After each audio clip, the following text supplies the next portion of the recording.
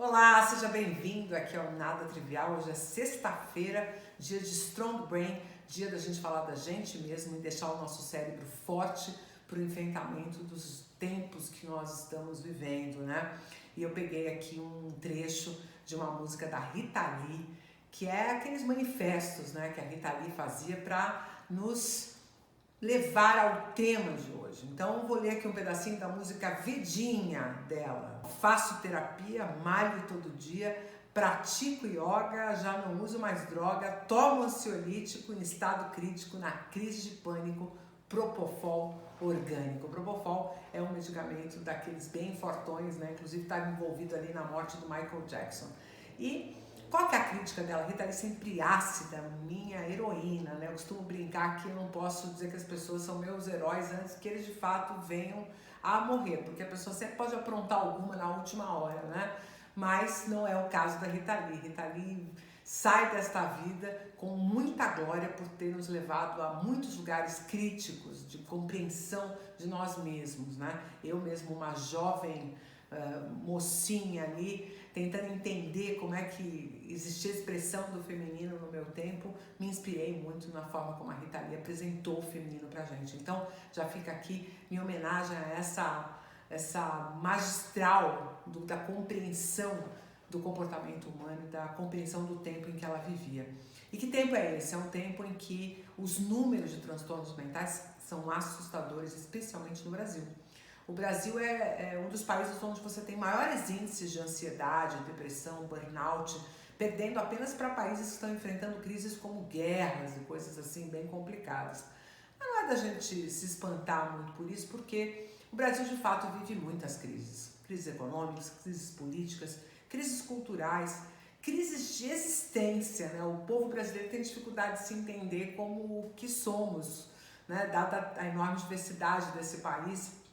Mas quem sabe o pior desses elementos foi mesmo a pandemia, as transformações da pandemia e esse enfrentamento que a gente tem hoje com a lida da tecnologia, o impacto que a tecnologia tem no nosso cotidiano. Então os números saltam assustadoramente, ano após ano, e com níveis assim alarmantes, né? Tem números que falam em 33 milhões de trabalhadores brasileiros com burnout e 15% da população brasileira com ansiedade, sendo que os números mundiais estão perto de 10%.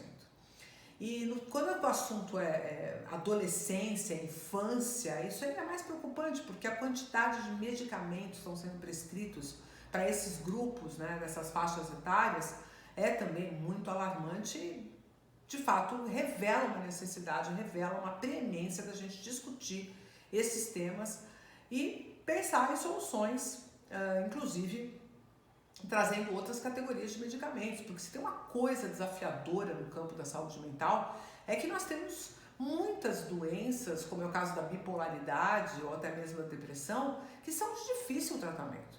Não sei se vocês sabem, mas dos 300 milhões de pessoas deprimidas que existem no mundo hoje, 100 milhões delas não são beneficiadas com os tratamentos para depressão já existentes. Obviamente os sintomas aliviam um pouco, mas não conseguem cura e não conseguem efetivamente parar a medicação, né? Param transitoriamente, depois precisam retomar e às vezes nem os sintomas, nem conseguem retomar suas atividades de vida diária. Então é um desafio importante a gente construir novas possibilidades terapêuticas para a saúde mental, quer dizer, evoluir na pesquisa e no desenvolvimento de medicamentos. Eu não sei se vocês sabem, mas eu, quando aluna de iniciação científica e depois da minha tese de doutorado, eu estudei exatamente psicofarmacologia, né? Meu campo de conhecimento original, o primeiro campo de conhecimento que eu me aprofundei foi no uso de fármacos para o tratamento das doenças neurológicas e psiquiátricas, e especialmente aquelas ligadas ao sistema dopaminérgico. Mas sempre, em qualquer circunstância, nós estudamos muito aqueles tipos de substâncias que alteram a consciência. E entre elas estão os chamados psicodélicos, que durante os anos 70 trouxeram uma grande revolução social, né? Porque com o uso dessas substâncias, muitos movimentos hippies, muitas revoluções de costumes e de percepções a respeito do mundo também vieram, né? A gente não pode negar o incremento nas artes, na poesia, na música e na vivência das pessoas a partir dessas experiências com psicodélicos. E não foi só nos anos 70 em que isso foi explorado. Se a gente voltar lá no início do século XX, nós vamos ver que existiam tratamentos já aplicados na clínica psiquiátrica associados aos psicodélicos. Porém, o que tem de absolutamente nada trivial nessa história, né, é que essas substâncias psicodélicas, elas têm um efeito muito importante em receptores serotoninérgicos, que é o principal alvo do tratamento da depressão. Quando a gente quer tratar a depressão, o que a gente busca fazer é aumentar a disponibilidade de serotonina, para que essa serotonina consiga atuar sobre os receptores e gerar o efeito que a serotonina naturalmente nos dá, que é uma percepção de bem-estar, de adequação social, de adequação ao grupo e às necessidades desse grupo.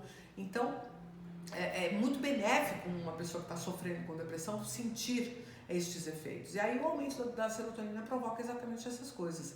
E os psicodélicos têm um efeito muito importante, muito, sim, dramático mesmo sobre os receptores serotoninérgicos. E por isso mesmo eles provocam as chamadas alucinações.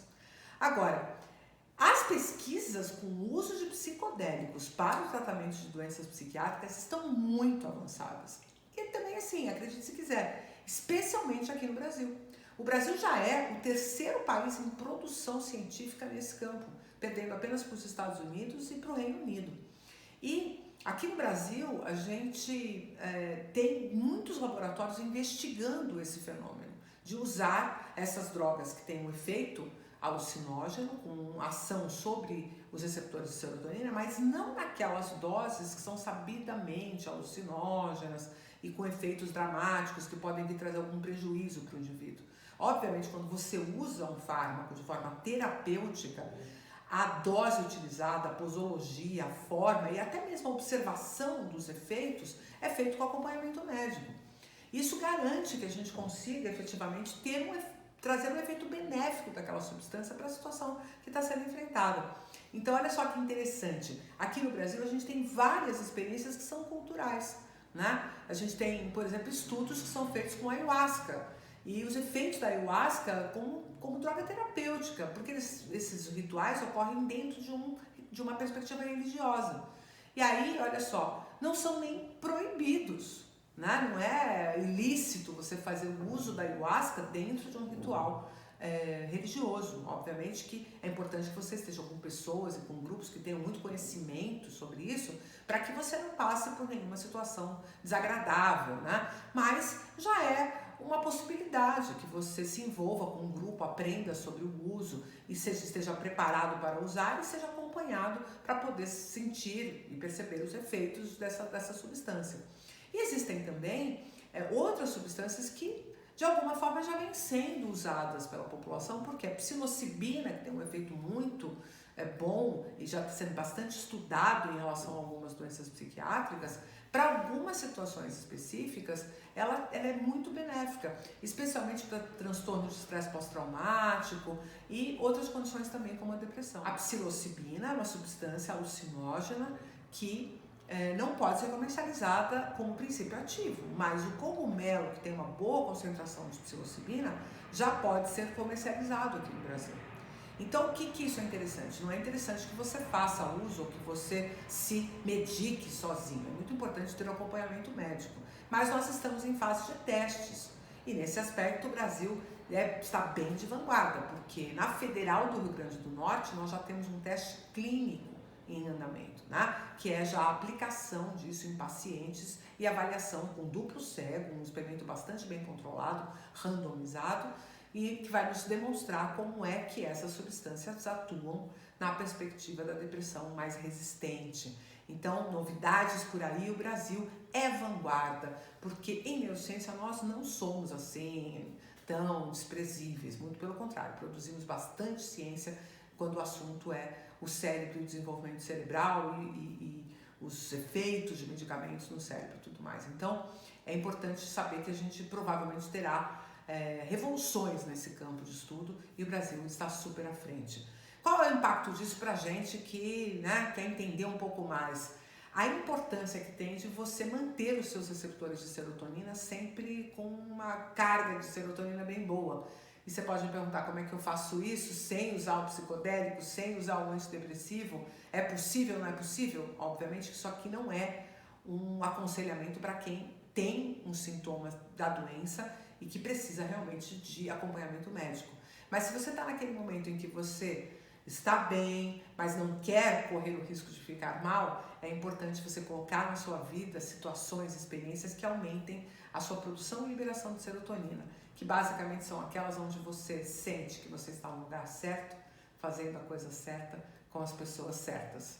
Eu sei que isso é bem difícil, não é nada trivial, mas é essa busca que a gente tem que fazer cotidianamente para manter os nossos níveis de serotonina em alta. Quer dizer, enfrentar desafios, enfrentar dificuldades, mas ter a percepção de que a gente consegue, de que a gente tem recursos, de que a gente vai dar conta daquilo que é posto para nós. É como sentir que tem o cobertor para o frio que está enfrentando, né? Então, é isso que a gente tem que buscar para manter os nossos níveis de serotonina bem equilibrados. E estar em boas companhias, com pessoas que reconhecem nossos esforços, que reconhecem o valor que a gente tem para aquele grupo e que valorizam a nossa presença. Parece trivial, mas não é, porque se fosse, você já sabe, não ia ter a menor graça. E eu te espero aqui nos outros vídeos do Nada Trivial, todos os dias úteis ou às sextas-feiras, para a gente falar de autoconhecimento. Gostou? Curte? Compartilha com quem você acha que pode se beneficiar desse conteúdo. Não esquece de deixar seu comentário. E se você ainda não se inscreveu no canal, puxa vida, tá mais do que na hora de você deixar sua inscrição e ativar o sininho para eu te avisar quando a gente publicar um novo vídeo. Um abraço e até o próximo.